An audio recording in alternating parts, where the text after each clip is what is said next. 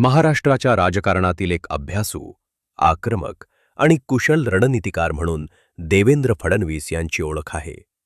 दुसरीकडे शेतकऱ्यासाठी योजना, लाडकी बहीण योजना, औद्योगिक विकास, आत्मनिर्भर महिला, आरोग्य आणि सुरक्षा व कायदा व्यवस्था सांभाळताना त्यांची सामान्य माणसांबद्दलची तळमळ दिसून येते. म्हणूनच एका सामान्य स्वयंसेवकापासून ते राज्याच्या मुख्यमंत्रीपदापर्यंतचा त्यांचा देवेंद्र ते देवाभाऊ हा प्रवास प्रेरणादायी आहे. देवेंद्र फडणवीस यांनी आपल्या राजकीय कारकिर्दीची सुरुवात अत्यंत तरुण वयात नागपूर महानगरपालिकेतून केली.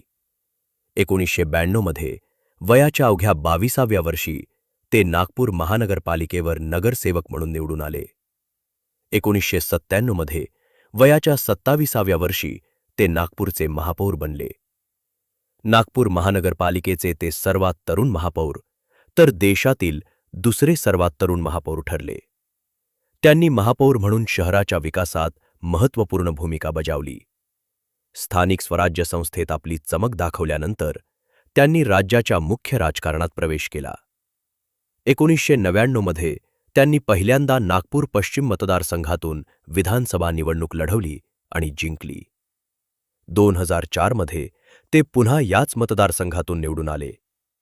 त्यानंतर 2009, 2014 आणि 2019च्या विधानसभा निवडणुकांमध्ये त्यांनी नागपूर दक्षिण पश्चिम मतदारसंघातून सलग विजय मिळवत आपली पकड मजबूत ठेवली.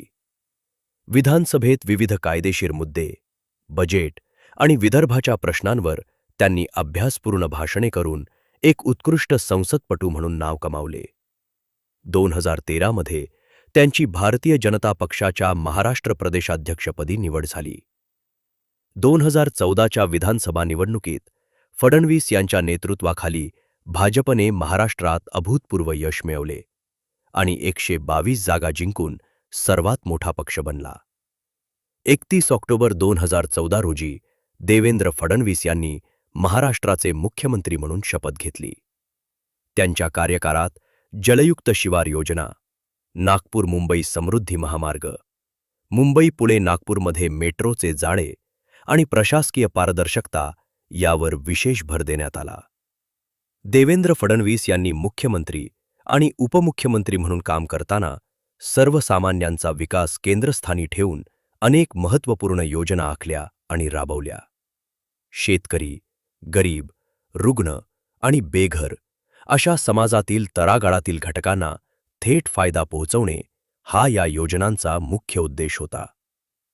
यातील लाडकी बहीण योजना अधिक प्रभावी ठरली. याच योजनेमुळे ते सर्वांचे लाडके देवाभाऊ झाले.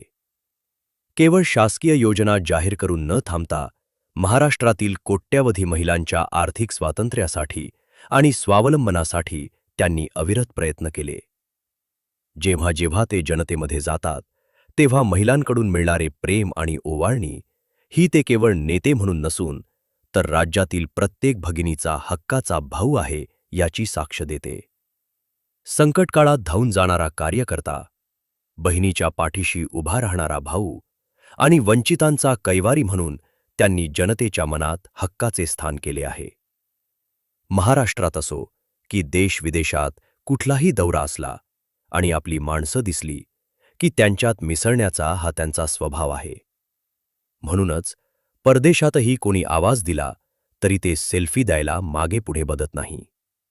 अशा अनेक उदाहरणातून त्यांचा स्वभाव आणि व्यक्तिमत्व दिसून येतो. आजवर कितीतरी माता भगिनींनी त्यांना ओवाळलं, कपाळावर आशीर्वादाचा गंध लावला. मात्र पायाच्या अंगठ्यानं टिळा लावणाऱ्या, त्याचं पायानं आरतीचं तबक ओवाळणाऱ्या दिव्यांग भगिनीच प्रेम त्यांनी तितक्यात आत्मीयतेनं स्वीकारलं. सुहित जीवन ट्रस्ट दिव्यांग मुलांची शाळा, पेण रायगडच्या विद्यार्थ्यांनी भेट घेत हातांनी तयार केलेले दिवे, ज्यूटची सामुग्री दाखवली. तेव्हा देखील देवाभाऊ त्या मुलांमध्ये समरस झाले होते. दिव्यांग बांधवांसाठी कार्यरत असलेल्या दीपस्तंभ फाउंडेशनच्या मनोबल येथे दिलेली भेट असो की दृष्टिहीन आणि दिव्यांग असलेल्या खेळाडूंना खेळासाठी देखील प्रोत्साहित करण्याचे काम केले. म्हणूनच देवाभाऊंच्या एका हाकेला प्रतिसाद देत महाराष्ट्रभरातून अनेकांनी लाखो रुपयांची देणगी देत मुख्यमंत्री सहाय्यता निधीसाठी दाखवलेलं माणुसकीचं उदाहरण प्रेरणादायी आहे. म्हणून सर्व हितचिंतक म्हणतात, देवा भाऊ जो बोलते हैं वो करते हैं और जो नहीं बोलते वो डेफिनेटली करते हैं.